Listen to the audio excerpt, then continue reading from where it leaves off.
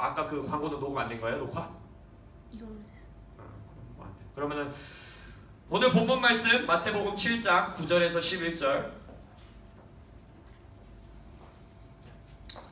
오늘 우리의 미디어 팀과 예배 팀과 영상 팀과 모든 것을 하고 있는 우리 이 임지연 자매님께 축하 박수를 한번 해줘야 돼요. 한번 일단 박수. 일단 1인 3역을 하고 있어서 박수고, 오늘 생일이에요. 오늘 당일이. 그래서 우리 이 임지연 자매님의 어깨에 짐을 덜 수 있도록 일꾼들이 많이 올 수 있도록 매일매일 기억하시면서 기도해 주시기 바랍니다. 아멘. 그리고 이게 저도 그렇고 여기 임지연 자매님도 그렇고 여기 장로님 여기서 미디어 하려고 하시고 이 못하는 사람들이 하려니까 이게 여간 쉽지 않습니다. 그래서 이 미디어에 능통한 청년들이여 몰려올지어다. 아멘. 마태복음 7장 9절에서 11절. 마태복음 7장 9절에서 11절. 우리가 너무 잘 아는 말씀 세 구절입니다. 마태복음 7장 9절에서 11절. 다 피셨나요? 예, 저와 한 목소리로 세 구절의 말씀이죠. 합독하시겠습니다. 시작. 너희 중에 누가 아들이 떡을 달라 하는데 돌을 주며 생선을 달라 하는데 뱀을 줄 사람이 있겠느냐? 너희가 악한 자라도 좋은 것으로 자식에게 줄 알거든 하물며 하늘에 계신 너희 아버지께서 구하는 자에게 좋은 것으로 주시지 않겠느냐? 아멘. 이번 주까지는 우리 킹덤 컬처 말씀 잠시 시리즈 멈추고 말씀드렸듯이 앞으로 3주 동안 말씀 대잔치를 준비하면서 오늘은 또 특별히 추석이잖아요. 한가위. 이 대한민국 한민족의 가장 큰 명절인 추석을 맞이해서 가족에 대한 메시지를 여러분들과 좀 나누기 원합니다. 왜냐면 물론 우리는 성도들로서 뭐 소위 말하는 뭐 차례 지내고 뭐 제사 지내고 뭐 그런 거는 하지는 않지만 이 명절이라는 의미가 결국 뭐예요? 가족들을 기억하고 우리 선조들을 기억하고 또 우리 지금 함께 살고 있는 가족들과 사랑을 나누고 기쁨을 나누는 시간이지 않습니까? 아멘. 그래서 우리도 오늘 가족으로 모였죠. 그래서 오늘의 제목은 이거예요. 이 추석 예배를 드리면서 오늘의 제목은 가장 좋은 것 주는 가족. 가장 좋은 것 주는 가족. 나의 부모에게, 나의 자녀에게, 나의 후손에게 가장 좋은 것을 물려주는 가족 되시기를 예수 이름으로 축원합니다. 내 형제 자매에게 가장 좋은 것을 서로 나누는 가족들 되시기를 예수 이름으로 축원합니다. 그러한 교회 되기 원합니다. 그래서 오늘 이 말씀을 가지고 어떤 가족이 가장 좋은 것을 서로에게 주는 가족이냐, 이것에 대한 말씀을 함께 보기 원합니다. 오늘 이 말씀에서도 볼 수 있다시피 믿지 않는 자라 할지라도 부모라면 인생에서 요즘은 근데 또 이상한 부모님들이 많아서 온전한 부모님이라면 인생에서 가장 극치의 기쁨을 누리고 또 가장 이 높은 목표로 가지고 살아가는 게 뭐예요? 자식에게 좋은 걸 주는 거죠. 자식에게 좋은 걸 물려주는 것이 부모의 소원이에요. 할 수만 있으면 이 자녀의 학업도 어떻게 해주고 싶고 결혼도 어떻게 해주고 싶고 모든 좋은 것을 자녀들에게 주기를 원합니다. 뭐 자녀들뿐만 아니라 형제 자매에게도 그렇고 나의 부모에게도 그렇고 좋은 것을 주기 원하는 것이 바로 가족이에요. 요즘 세상 문화에 아주 씁쓸한 이 농담이 하나 있습니다. 창조주와 조물주 위에 누가 있다고 그래요? 건물주가 있다고 그래요. 건물주. 그래가지고 부모의 꿈이라기보다는 모든 자녀의 꿈이 뭐예요? 내 부모가 돌아가실 때 뭘 물려주는 거예요? 건물 하나, 빌딩 하나 주면 창조주고 조물주고 다 필요 없다는 거예요, 이 사람들은. 근데 이게 지금 비틀려졌고 왜곡된 모습이지만 결국 여기서 뭐라 해요? 악한 자란도, 너희 악한 자도 자식에게 좋은 것을 주려고 하지 않느냐? 라고 지금 예수님도 말하고 계세요. 이게 죽음의 문화죠, 실은. 뭐냐면 보세요. 부모에게서 내가 무엇을 받았느냐에 따라 부모를, 내 가정을, 내 인생을 뭘로 나눠요? 금, 은, 흙으로 나누는 인생이 돼버렸어요. 죽음의 문화 안에서 우리가 이 죽음의 헤아림을 벗어나는 킹덤 컬처의 메시지를 계속 전하면서 죽음의 헤아림 안에서 살아가는 것 가운데에 여기서 말하고 있는 악한 자라도, 악한 자들도 뭘 생각해요? 나의 자녀들에게, 나의 가족에게 줄 수 있는 가장 좋은 게 뭐라고 생각해요? 그들은 돈, 건물, 재정, 재물, 보화 이런 것이라고 생각합니다. 근데 예수님이 그것에 대해서 너무너무 면상에 대놓고 재밌게 하신 얘기가 있어요. 누가복음 12장에 건물이 뭐 문제가 아니야. 이 사람은 너무 물건도 많고 돈도 많아서 뭐라 그래요? 내가 넣어놓을 데가 없다는 거야. 금괴를 넣어놓을 데가 없는 거야. 그래서 건물 빌딩을 하나 올려야겠다. 거기다가 그냥 금만 가득 채워놔야겠다. 이러니까 그를 향해서 예수님이 뭐라고 합니까? 하나님이 이르시되 어리석은 자여 오늘 밤에 내 영혼을 도로 찾으리니 그러면 내 준비한 것이 누구의 것이 되겠느냐 하셨으니 자기를 위하여 재물을 쌓아두고 하나님께 대하여 부여하지 못한 자가 이와 같으니라. 결국 예수님과 하나님은 지금 우리에게 뭘 말씀하시는 겁니까? 우리가 왜 자녀들에게 요즘은 돈도 뛰어넘어서 빌딩 건물을 주려고 하는 마음이 왜 생길까요? 이제 돈도 불안한 거예요. 그렇잖아요. 쉽게 사라질 것 같은 거예요. 돈만 생각해도. 건물을 물려주면 뭐예요? 계속 월세가 나올 것 같고 뭔가 눈앞에 있는 큰 건물이니까 최소 수십 년은 있을 것 같고 결국 미래에 대한 두려움이에요. 그렇죠? 자녀들에게 내가 죽고 나서 최소 이 자녀들이 죽기 전까지 뭔가를 해주고 싶은 거예요. 그럼 그거를 말로 표현하지 못해서 그렇지 결국 악한 부모라도 주고 싶은 게 뭐예요? 지속되는 행복을 주고 싶은 거예요. 영원한 행복을 이들에게 물려주고 싶은 거예요. 내가 어렵게 살았어도 내가 힘겹게 살았어도 내 가족은 내 자녀는 조금은 더 길게 지속적으로 영원하게 기쁨 가운데 행복 가운데 살기를 부모들이 원한다는 겁니다. 그들을 향하여 예수님이 지금 실은 해답을 주시는 거예요. 죽음의 문제를 해결하지 않고서는 영원한 행복이 없다는 겁니다. 죽음의 문제가 내 안에서 나의 자녀의 삶에서 나의 가족의 삶에서 해결되지 않고서는 행복과 기쁨이 우리에게 올 수 없다는 거예요.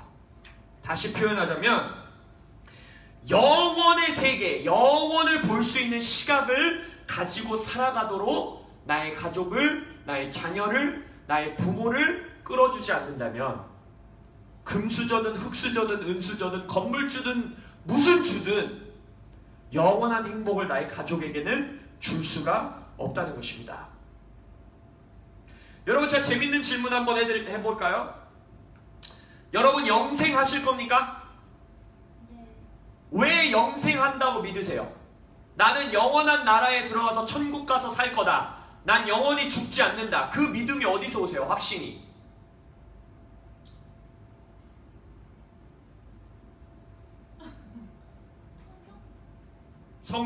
성경에서 뭐라고 해서 믿어요? 예수의 이름을 믿었기 때문에 영생이 있다고 믿으십니까? 네. 예수 안 믿는 사람은 그러면은 영생 안 해요? 예수 안 믿는 사람도 영생해요. 인간은 모두 영생해요. 우리가 믿는 영생이 영원히 산다의 영생이 아닙니다. 영원히 사는 거에 말하면 하나님이 창조하신 영은 파괴될 수 없다 그랬어요. 다 영원히 살아요. 우리에게 중요한 것은 영원히 어디에 사냐는 거예요. 어디에 거해서 사냐는 거예요. 또 이렇게 생각하면 어디 위치적인 천국을 생각하시면 안 돼요. 우리의 영생은 예수 안에 거하는 삶인 겁니다. 예수가 내 안에 살기 때문에 나는 영생하는 거예요. 예수 안에 거하지 않는 자는 영원히 살기는 해요.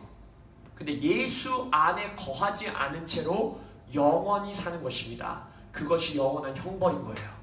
막 영원한 형벌 막 이런 막 몸이 막 불로 지지고 막 혀를 뽑고 왜 그 옛날에 사진 있잖아요. 막 밥 안 먹으면 남기면 막 지옥 가면 막 배 터지게 계속 음식 넣고 죽지도 않고 그런 그림 있잖아요. 막 거짓말하는 혀 막 이렇게 귀신이 잡아당기고 있고 그게 형벌이 아니에요.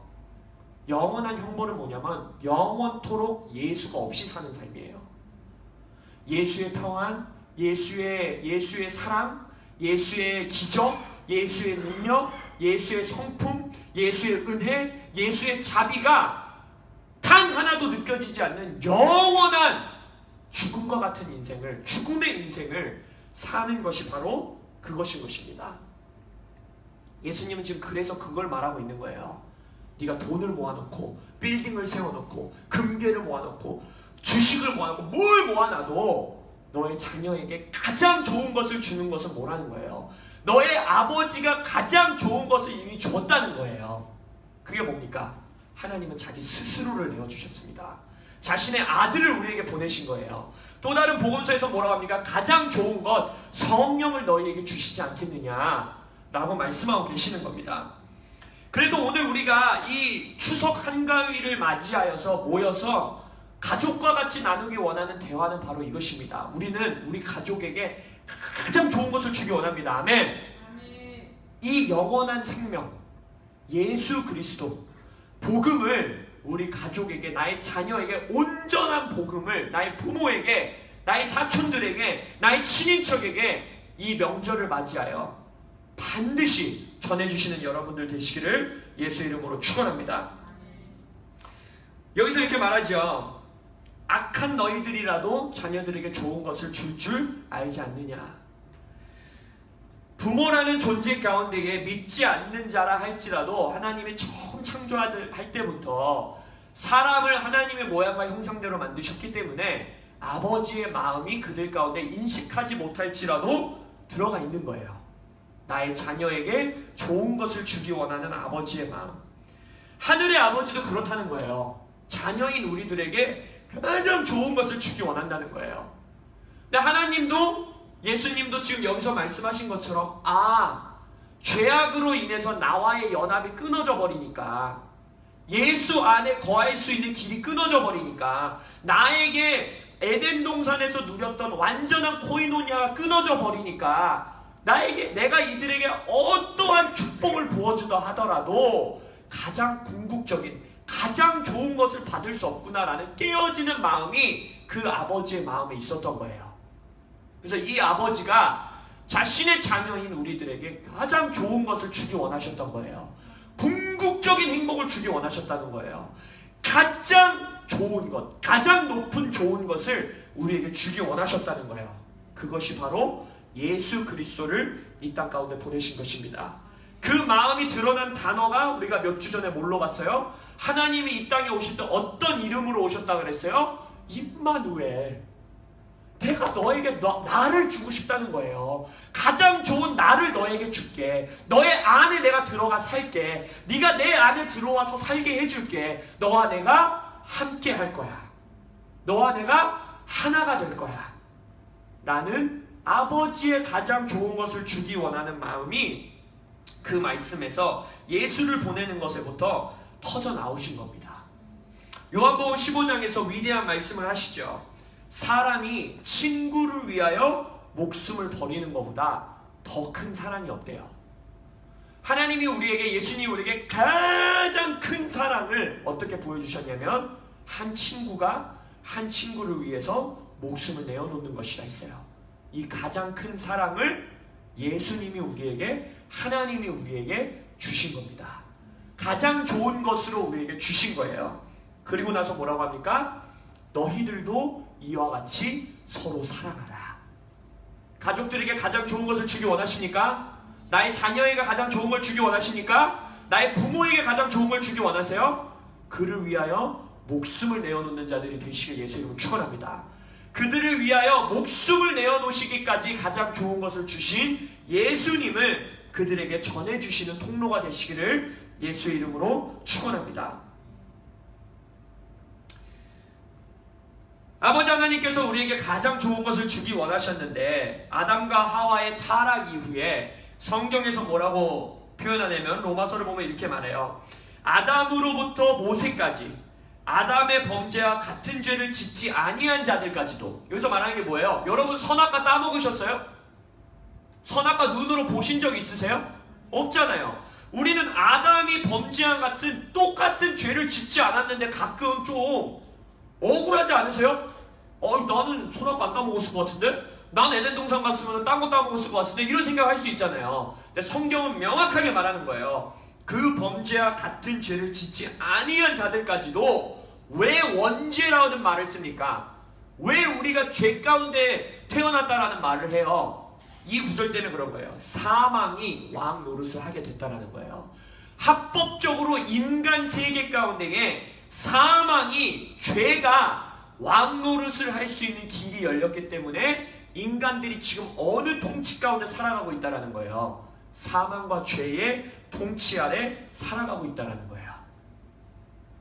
한 사람의 범죄로 말미암아, 여기서 아담이죠. 한 사람의 범죄로 말미암아 사망이 그 한 사람을 통하여 왕 노릇을 하게 됐다는 겁니다. 예수 안에 있지 않은 모든 가족, 예수 안에 있지 않은 모든 영혼들은 사망의 왕 노릇, 사망의 통치, 사망의 문화, 또 우리가 무슨 단어로 써요? 사망의 헤아림 가운데 살아갈 수밖에 없다는 거예요. 죽음의 문제가 해결되지 않은 자들의 인생이라는 거예요. 우리가 킹덤 컬처 말씀 처음 시작할 때 더 구체적으로 실제적으로 이것들을 어떻게 봤어요? 사망의 통치 아래 살아가는 자들, 사망의 헤아림 아래 살아가는 자들의 사고가 어떻다 그랬어요? 불치병이 걸려요. 어떻게 생각해요? 나을 수 없구나. 난 죽는 거구나. 치유할 수 없구나. 불치병이구나. 아니면 믿는 자들조차도 어떻게 생각해요? 하나님이 지금 내 삶에 뭔가 가르치시려고 암을 주셨구나. 하나님이 내게 지금 말 안 들으니까 나를 치셔서 순종케 하려고 불치병을 주셨구나. 악한 아버지조차도 빵 달라는데 돌 주는 사람 없고, 악한 아버지조차라도 생선 달라고 하는데 뱀 주는 사람이 없다 그랬는데, 우리는 그 악한 아버지보다도 더 악한 아버지로 하나님을 생각해요. 나를 뭔가 가르치시려고, 나를 뭔가 치시려고. 아니요, 우리의 아버지는 우리에게 가장 좋은 걸 주기 원하십니다. 아버지는 선하십니다.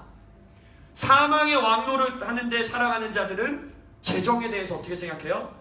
다 번 만큼 살아가는 거야. 네가 일한 만큼 벌어먹는 거야. 요즘 그렇지도 않지요? 뭐 어디까지 나가요? 열심히 일해도 항상 부족해. 내가 아무리 일해도 나는 그냥 흙수저야. 나는 사망의 헤아림 가운데 살아갑니다. 부모에게 건물 정도는 하나 받아야 네가 그냥 행복하게 살 수 있는 거지, 너는 평생 그냥 제도권 아래서 가난하게 사는 거야. 젊은이들의 사고방식이에요. 미래에 대해서 어떻게 생각합니까? 야, 미래에 뭔 일이 어떻게 생길 줄 알고 아주 그냥 악착같이 모아놔야 돼, 쌓아놔야 돼 라고 말하죠. 그래서 뭐라 그래요? 건물 남겨줘야 돼. 네 부모에게, 자녀에게 행복하게 해주려면. 사망의 통치와 헤아림 안에 살아가는 자들의 생각입니다.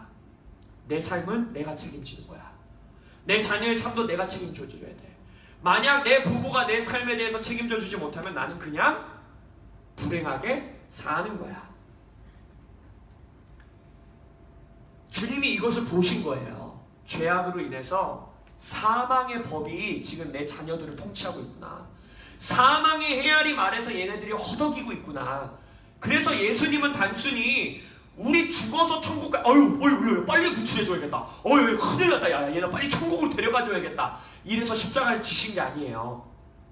예수님은 이 사망과 죄의 법에서 우리를 해방하사 이 땅에서부터 하늘의 궁극적인 행복을 가지고 살아가는 존재로 우리를 자유케 하시기 위해서 오신 거예요. 아멘. 그것이 아버지가 우리에게 주신 가장 좋은 선물인 것입니다. 로마서 8장 2절에서 그래서 이렇게 말하잖아요. 그리스도 예수 안에 있는 생명의 성령의 법이, 하나님의 헤아림의 법이, 성령의 헤아림의 통치가 죄와 사망의 법에서 너를 해방하였습니다. 우리는 이제 더 이상 이 사망의 헤아림을 가지고 살지 않아도 되는 거예요. 그래서 우리가 생각을 지금 새롭게 하고, 생각을 세부대로 하고, 생각을 진리 가운데 정렬시키는 일 가운데에 헌신하여 나아가는 겁니다. 우리는요, 우리가 노력한 만큼 벌어먹고 사는 존재가 아님을 예수의 이름으로 선포합니다. 하나님이 우리에게 좋은 것 주시는 것 가지고 노력과 물론 하나님 앞에 헌신이 있을 것이나 벌어먹기 위해 헌신하는 자들이 아님을 예수의 이름으로 축원합니다. 하나님을 기쁘게 하시는 일 가운데에, 하나님의 나라와 의를 구하는 것 가운데 헌신할 때에 너희에게 필요한 모든 것을 더하시는 기적의 축복의 삶을 사는 자들임을 예수 이름으로 선포합니다. 병이 걸렸을 때, 질병이 걸렸을 때 사망의 법 아래서 나는 이렇게 사나보다, 질병 안고 사나보다, 나는 고쳐질 수 없나보다 라는 사망의 법 아래서 자유케 되었음을 예수 이름으로 선포합니다. 우리의 이 공동체 안에는 치유의 기적이 넘쳐나는 공동체임을 예수 이름으로 축원합니다. 내가 내 삶을 책임지는 것이 아니요, 내가 내 삶을 사는 것이 아니요, 내 안에 그리스도께서 사시는 가족임을 예수의 이름으로 선포합니다. 한국 명절, 추석이 되고 설날이 되고 한가위가 되면 가족들이 모이죠. 우리의 선조들을 기억하지요. 자녀들에게 덕담해주고 축복하는 시간도 갖지요. 함께 식사하지요. 여러분, 가족들에게 가장 좋은 것 주기 원하지 않으십니까? 질병의 영향력 아래서 완전히 자유한 삶을 사는 자녀들의 그 삶을 물려주고 싶지 않으세요? 미래에 대한 걱정과 근심에 휩싸여 살지 않는 평안의 삶을 주고 싶지 않으세요? 두려움 가운데 묶이지 않고 담대함으로 사는 삶을 주고 싶지 않으세요? 내가 일한 만큼 겨우 받아먹고, 아니 그것도 받아먹지 못하는 시스템, 죽음의 영향력 안에서 사는 삶이 아니라 시스템에 통제되고 조직에 대해 컨트롤되고 문화에 대해 컨트롤되는 자들이 아니라 생명의 법 아래 사는 그 생명을 전해주고 싶지 않으십니까?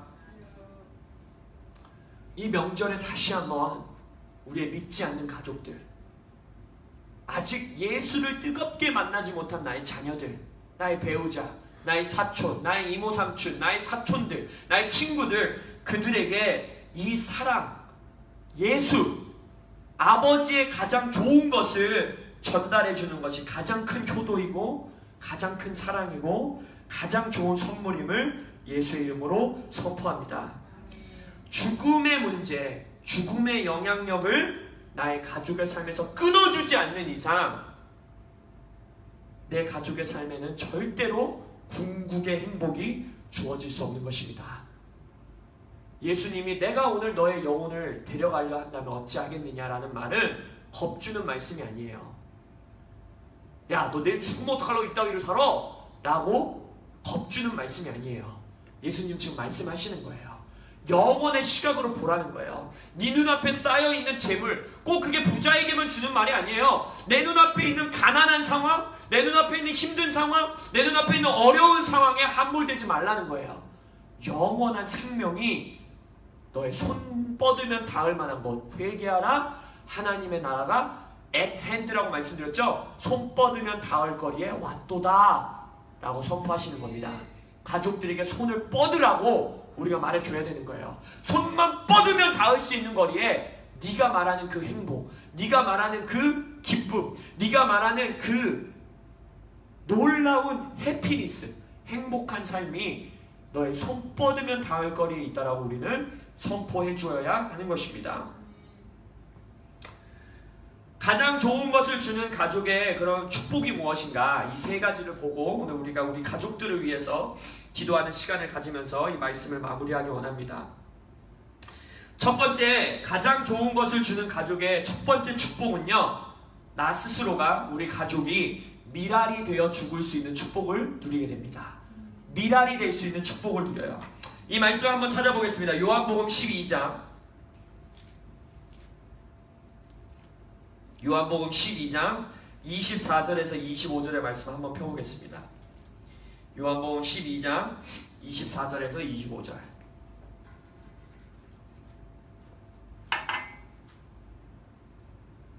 요한복음 12장 24절에서 25절. 한 목소리로 합독하겠습니다. 시작. 내가 진실로 진실로 너희에게 이르노니 한 알의 밀이 땅에 떨어져 죽지 아니하면 한 알 그대로 있고 죽으면 많은 열매를 맺느니라. 자기의 생명을 사랑하는 자는 잃어버릴 것이요 이 세상에서 자기의 생명을 미워하는 자는 영생하도록 보전하리라. 아멘. 예수 안에서의 인생을 사는 자에 누릴 수 있는 성경적인 근거가 있는 가장 놀라운 축복이 바로 이거예요. 나의 죽음이 의미 있는 죽음이 될 수 있다는 거예요. 예수 안에 있지 않는 자의 죽음은 의미가 없습니다. 왜 그런 말도 있잖아요. 죽은 자는 말이 없다. 맞아요. 죽은 자는 진짜 말이 없어요. 그렇게 죽은 자는 말할 수 있는 인생을 놓쳐요. 예수 안에서 나의 생명을 버리는 자는 영생하도록 보존된다 하였어요. 예수 안에서 나의 생명을 버리는 자는 미랄로서 땅에 떨어져 썩어서 열매 맺게 된다고 했어요. 앞으로 이후의 말씀의 결론 부분에서도 보겠지만 예수 안에서 죽은 자의 인생의 모습이 히브리서 11장 12장에 되게 아름다운 모습으로 그려져 있습니다. 예수 안에서 죽은 자, 믿음 안에서 죽은 자는요, 거기서 보면 이 세상을 경주로서 묘사해요. 각 인생 가운데 예수를 영접한 자가 달려야 되는 달리기 경주가 있어요. 마라톤 경주가. 근데 이 마지막 때가 되어서 여러분 마라톤 경주 멀리 뛰고 와서 이제 마지막으로 스테디움에 딱 들어오잖아요. 그래서 거기서 이제 한 바퀴 돌면 다 결승점에 통과하는 순간이 되잖아요. 그때 올림픽 보면은 그 스테디움을 가득 사람들이 메우고 있지 않습니까? 그리고 첫 번째 막 이제 막 1등으로 들어오는 막 들어오고 막 응원해주잖아요. 힘내라고. 이제 너무너무 힘이 드니까. 그 무리에 동참할 수 있다라고 말해요. 예수 안에서 죽은 자는 허다한 증인의 무리 가운데 들어갈 수 있다고 합니다. 죽은 자는 말이 없다고 그랬죠? 아니요. 예수 안에서 죽은 자는 어마어마하게 말을 많이 하게 됩니다. 어떤 말을 하는지 아세요? 저거 내 아들이야. 지금 저 경주하고 있는 사람 내 조카야. 저 경주하고 있는 사람 내 후손들이야. 그러면서 뭐라고 한다고 그러는지 알았어요? 예수의 중보에 동참한다고 그랬어요. 예수님, 저 아들에게 마지막까지 넘어지지 않을 수 있는 힘을 주세요. 예수님, 내 딸, 내 조카, 내 손주, 내 3대손, 내 4대손, 아브라함 할아버지도 지금 우리 교회에서 기도하고 있어요. 한국에 있는 저 임재승 목사, 끝까지 이 경주 완주할 수 있도록 힘을 주세요. 라고 기도할 수 있는 특권을 누린다는 거예요. 근데 그 기도가 이 땅에서 열매를 맺는다는 거예요. 죽은 자는 말이 많습니다. 죽은 자는 어마어마하게 말이 많아져요. 기도하는 자의 무리에 동참할 수 있는 것입니다. 자녀들에게 가장 좋은 걸 주기 원하세요? 예수 안에서 돌아가셔야 돼요. 예수 안에서 죽으셔야 돼요. 예수 안에서 미랄되어 썩어질 때 나의 자녀의 삶에 부활의 열매가 어마어마하게 맺힐 수 있는 축복을 누리는 것입니다.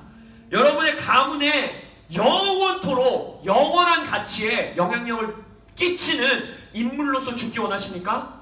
호랑이는 죽어 가죽을 남기고 사람은 죽어 이름을 남긴다는데 아니요, 전 이름 남기고 싶지 않아요. 내 자녀들에게 예수의 이름을 남겨주고 싶으십니까? 예수의 생명의 영향력 아래서 행복한 인생을 살도록 끝까지 경주를 마무리하도록 힘을 주는 인생을 살고 싶으십니까? 예수 안으로 들어오십시오. 우리가 온전한 복음을 계속 나누는 것처럼 복음 안으로 더 깊이 들어오세요. 나 개인만을 위해서가 아니에요. 내 자녀들을 위해, 내 부모를 위해, 내 가족을 위해, 아직 내가 눈으로 보지도 못하고 있는 내 손주, 손녀들을 위해, 내 3대손, 4대손들을 위해서 예수의 복음 안에 더 뿌리 내리셔야 됩니다. 피 흘리기까지 싸우라고 그랬어요. 히브리서 12장에. 피 흘리기까지 복음을 위해 싸우시는 여러분들 되시길 예수의 이름으로 축원합니다. 가장 좋은 것 주는 가족이 누리는 두 번째 축복은요, 바로 계속 이어져서 나오는 말씀인데 서로에게 상급을 받을 수 있게 해줘요. 내 부모가, 내 자녀가, 내 할머니가, 내 이모가, 내 삼촌이, 심지어는 이제 말씀에서 보겠지만 아브라함 할아버지도, 다윗 할아버지도 끝까지 올라가서는 내 인생을 통해 예수 그리스도가 상급을 받으실 수 있도록 하는 특권을 누리게 됩니다. 제가 지난주에 저희 친가 가정 안에서 고모부가 돌아가시게 되셔서 장례 예배 가운데 함께 동참할 수 있는 또 은혜를 누렸는데, 차 타고 오면서 가족들과 이런 대화를 나눴어요. 한민족은 조금 이상한 습성이 하나 있다고. 대한민국의 이 한국 민족들이 이상한 습성이 하나 있다고. 아시아 민족이 거의 다 그런 것 같아요. 뭐냐면 부모가 죽으면 더 잘해요. 부모가 돌아가시면 더 효도해요. 막 살아계실 때는 별거 없는 이 자녀들도 돌아가시면 이 아시아에 보세요. 장례 절차부터 시작해서 매년 모여서 제사 지내고 매년 모여서 부모님 살아생전에 그런 상 안 차려주잖아요. 안 차려드리잖아요. 우리 웬만하면 막 모든 비싼 과일에 막 고기에 뭐에 막 어마어마하게 잘해요. 부모님께 돌아가시면 이 얼마나 비성경적입니까? 그렇잖아요. 근데 성경에서 자녀가 부모에게 할 수 있는 가장 큰 효도를 적어놨어요. 우리 효의 민족 아닙니까? 효도하는 자녀들은 복 받잖아요. 부모에게 할 수 있는 가장 큰 효도가 뭔지 아십니까? 히브리서 11장을 보면 되게 재밌는 장이 하나 나와요. 히브리서 11장에 보면 믿음의, 이 성경에 나오는 믿음의 영웅들을 막 한 명 딱 이렇게 막 아브라함, 노아 막 자자자자자자자 기록한 다음에 끝에는 더 나와서 뭐라고 하는지 알아요? 내가 뭘 더 말하겠냐, 시간이 없다. 다 말하려면 막 다윈, 삼손, 입다, 말할 사람이 너무 많다, 사무엘 막 이러면서. 근데 뭐라고 하냐면 그 막 믿음으로 막 인생을 막 돌파해내고 하나님을 위해서 역사를 이루고 막 민족을 정복하고 이스라엘 백성을 높였던 그 영웅들을 쫙 열거한 다음에 마지막 결론에 이렇게 말해요. 이 모든 사람들이, 너희들의 영웅이, 너희들의 선조가 다 믿음으로 말미암아 증거를 받았다 그래요. 개런티를 받았다 그래요. 개런티. 근데 어떤 개런티냐? 개런티를 받았어. 근데 그 뒤에 뭐라고 하는지 알아요? 그 약속된 것을 아직 받지 못했다 그래요. 이들이 믿음으로 인생을 확 마무리하고 이제 믿음의 상급을 받아야 되잖아요. 계시록에 보면은 이긴 자들에게 주님이 선물을 준비해 주시잖아요. 그리고 히브리서에서 말하거든요. 하나님이 너희들에게 상급 주시는 자임을 믿을지어다 이랬어요. 여러분의 인생에 따라 상급이 있으심을 믿으시기 바랍니다. 이 땅에서 예수님 안에서 어떻게 살아가느냐에 따라 영원한 상급이 있습니다. 근데 아브라함도, 다윗도, 삼손도, 사무엘도, 입다도, 노아도, 에녹도 아무도 약속된 것을 아직 받지 못했대요. 줄 거라는 개런티는 받았어요. 확증은 받았어요. 다윗, 나의 마음에 합한 자 하나님이 약속했어요. 내가 너에게 상을 줄 거야. 어마어마한 상이야. 선물이야. 근데 아직 받지 못했어요. 40절 결론절에 이렇게 말씀하세요. 이는 because, 왜냐하면, 왜 못 받았냐면 하나님이 마지막 때를 살아가는 우리를 위하여 더 좋은 것을 예비하셨기 때문이래요. 그게 무슨 말이냐? 우리가 아니면 그들로 온전함을 이루지 못하게 한대요. 우리가 뭔가를 해야 그 사람들이 약속받은 상급을 받는데요.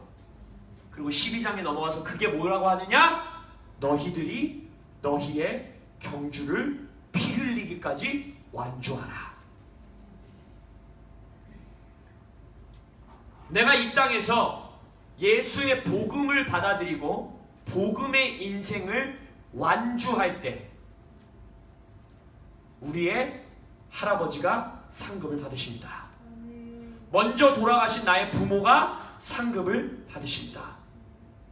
다윗 할아버지가 상급을 받으실 수 있어요. 아브라함, 우리의 믿음의 선조가 상급을 받으실 수 있어요. 더 나아가 모라비안 교도들의 기도가 있었어요. 위대한 선교의 민족이었던, 기도의 민족이었던 모라비안 교도들이 May the Lamb of God receive the reward of his suffering. 이게 뭔지 아세요? 하나님의 어린 양이 그의 고난의 상급을 받게 해드리자 라는 기도가 있었어요. 모라비아는 서로가 만날 때 인사가 이거였대요. 하나님의 어린 양이 그의 고난의 상급을 받으시게 하자. 우리 그렇게 살자 라고 서로 권면해주는 인사가 있었다는 것입니다. 히브리서 12장에 예수님도 받도록 약속받은 선물이 기록되어 있어요. 그 단어를 기쁨이라고 성경은 말하고 있습니다. 십자가를 순종하시기까지 지으셨던, 바라보셨던 상급이 있었대요. 그 기쁨이 있었대요. 그게 누구예요? 나예요. 우리 가족이에요. 내 자녀예요. 내 부모님이세요. 내 삼촌이에요. 내 이모예요. 내 친구들이에요. 그들을 예수님께 돌리는 인생. 우리의 인생을 통해 가장 좋은 것을 주기 원하는 가족들은 서로에게 상급을 돌리는, 그리고 더 나아가 예수님께 그의 상급을 돌려드리는 인생을 살 수 있는 특권을 누리게 된다는 것입니다. 그래서 이 땅 안에서 다시 한번 강조하는 것은, 내가 온전한 복음을 믿고 살아내는 것은요, 나만을 위한 삶이 아니에요. 그래서 교회는 공동체인 거예요. 그래서 교회는 몸인 거예요. 한 사람이 아프면 아픈 거예요. 손가락이 아프면 온몸이 아픈 거예요. 내 장기 하나만 망가져도 온 몸이 아픈 거예요. 그래서 우리는 온전한 복음을 계속해서 선포해야 되는 것입니다. 이 말씀을 전할 때마다 받을 수 있는 질문이 하나 있어요. 제 부모님은 허다한 증인의 무리에 계시지 않는 것 같은데요. 제 손주는, 제 부모님은 지금 예수님 안 믿고 있는데요. 제가 1대인데요. 믿음의 1대 손인데요. 라고 말하실 수 있어요. 첫째로 그분들에게 말씀드릴 수 있는 것은 지금 살아생전에 계신 가족들의 구원을 위하여 우리가 한 몸으로 기도하고 그들에게 복음을 전해야 된다는 것입니다. 그들도 이 놀라운 경주에 시작할 수 있는 시작점으로 데리고 와야 돼요. 아멘. 둘째로는 내가 나에게서부터 이 위대한 가문의 인생을 시작할 수 있다는 것입니다. 나가 나의 자손이, 나의 후손이, 또 나의 살아계시는 부모님을 구원함으로써 나의 가문이 이 놀라운 예수님의 마라톤 경주에 동참할 수 있는 특권을 누릴 수 있게 된다는 것입니다. 가장 좋은 것을 주겠다라고 결심하는 가족들의 축복, 첫 번째 뭐였어요? 미랄이 되어 죽을 수 있는 특권을 누립니다. 두 번째는 무엇입니까? 서로의 상급을 받게 하는 인생을 살 수 있다 했어요. 마지막 세 번째, 이것에 제가 말씀 준비하면서 이것에 대한 감동이 굉장히 크게 왔는데, 이것은 지금 우리 살아생전에 우리가 누릴 수 있는 축복입니다. 앞에 두 개는 어떻게 보면 나의 인생 후반기에, 아니면 내가 사는 지금의 인생을 통해 이미 돌아가신 분들, 아니면 나의 지금 위에 계신 선조들에게 상급을 돌린다는 인생으로 믿을 수 있다면, 붙들 수 있다면, 지금 우리 살아생전에 나의 지금 살아있는 형제자매, 내 사촌, 내 삼촌, 내 부모, 내 가족들과 누릴 수 있는 놀라운 축복이 하나 있어요. 그것이 뭐냐면 내 가족의 진정한 가치, 존귀함을 알고 살아갈 수 있습니다.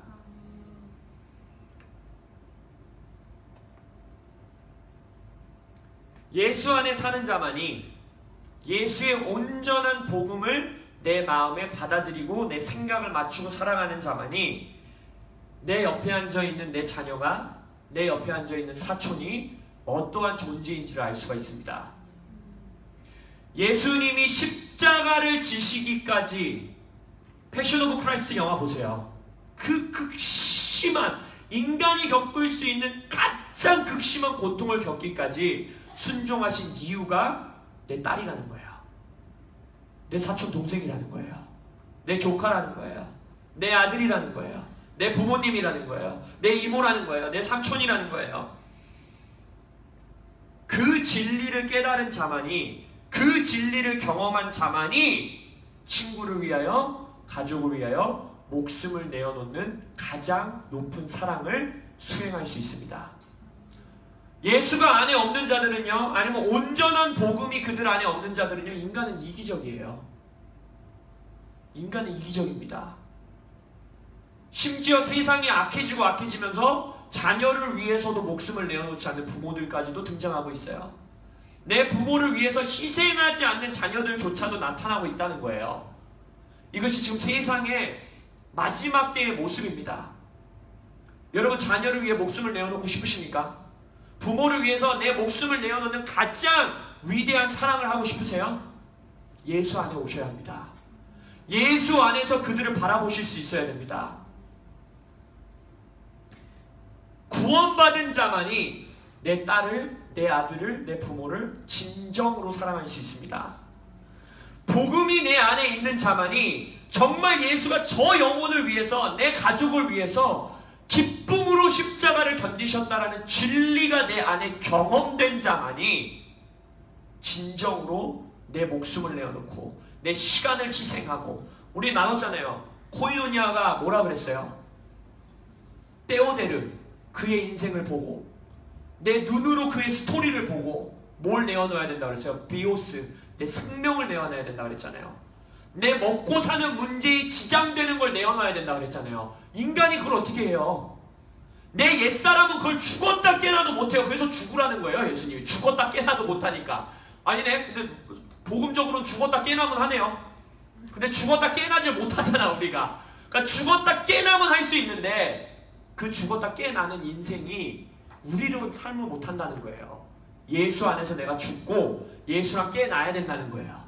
예수랑 살아야 된다는 거예요. 그리할 때에 나의 비오스, 내 시간, 내 물질, 내 에너지, 내 감정, 내 귀찮음, 내 열정, 내 미래, 내 과거, 내 현재, 내 통장, 내 자동차 모든 걸 들여서 아니면 심지어 내 진짜 목숨까지도 내어놓고 서로가 서로를 사랑할 수 있게 된다는 것입니다. 여러분들의 가족 안에 사랑이 넘치는 애틋하고 따뜻하고 우애가 넘치고 형제들 사이에 부모 자녀 사이에 부부 사이에 사랑이 넘치는 가족 다 꿈꾸시죠? 그러한 가족 되고 싶으시죠? 그 시작이 나로부터 시작된다는 거예요. 내가 진정한 복음 안으로 들어가야 돼요. 내가 온전한 복음 안에 뿌리가 박혀야 돼요. 내가 구원받아야 돼요. 예수의 눈으로 내 딸을 바라볼 때, 예수의 눈으로 내 아내를 바라볼 때, 예수의 눈으로 내 조카를 바라볼 때, 예수의 눈으로 내 교회 공동체, 교회 형제자매를 바라볼 때야 많이 그를 사랑할 수 있다는 거예요. 진정으로. 목숨을 내어놓기까지. 아멘.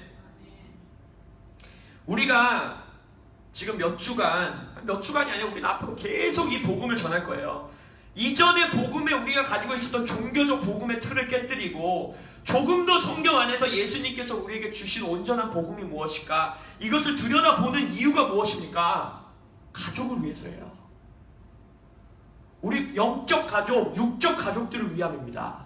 우리는 내 자녀에게, 가족에게 가장 좋은 것을 주기 원하기 때문입니다.